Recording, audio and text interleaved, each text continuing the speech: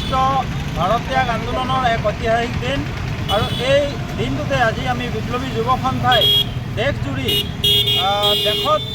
যিমান খালী হৈ থকা পদসমূহ অতি শীঘ্ৰে পূৰণ কৰাৰ দাবীত আজি দেশজুৰি এক প্ৰতিবাদী কাৰ্যসূচী আমি হাতত লৈছোঁ আৰু আমি বিপ্লৱী যুৱ সন্থা যোৰহাট জিলা সমিতিয়ে যোৰহাটত আজি এই প্ৰতিবাদী কাৰ্যসূচী আমি পালন কৰিছোঁ আৰু এই কাৰ্যসূচীৰ যোগেদি দেশত প্ৰত্যেকটা বিভাগত লাখ লাখ পদসমূহ খালী হৈ থকাৰ